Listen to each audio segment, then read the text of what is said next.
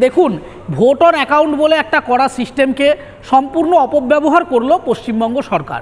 এইখানে এইভাবে আমি একদম পরিষ্কার বলছি যে ইচ্ছা করে কিছুটা আইনের ফাঁক ব্যবহার করে এটাকে ভোটের বাজেট হিসেবে ব্যবহার করা হলো, যেটা কিন্তু করা উচিত নয় নৈতিকভাবে।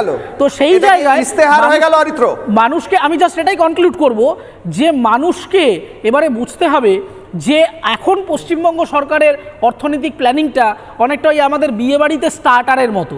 ভালো ভালো স্টার্টার আগে দিয়ে দেওয়া হচ্ছে, আমরা সেগুলো খেয়ে পেট ভরিয়ে ফেলছি, কিন্তু আসলে আরও যে মানে পোলাও, মাংস, আলুর দম অপেক্ষা করছে সেইগুলো আর আমাদেরকে জানতে দেওয়া হচ্ছে না। তাই আমি সরকারের কাছে অনুরোধ করব যে এই স্টার্টার দিয়ে এই মুখ বুঝিয়ে দেওয়ার রাজনীতি এবারে বন্ধ করে যোগ্য মায়নাটা দিন।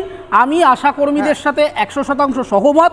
আমি মনে করি যে এই 5-6 হাজার টাকা যে বেতন বা যা সাম্মানিক, তাতে করে আজকের দিনের বাজারে আলু পটলের দাম আপনারা মধ্যস্থতাকারী দালালরা যেভাবে কাটমানি খেয়ে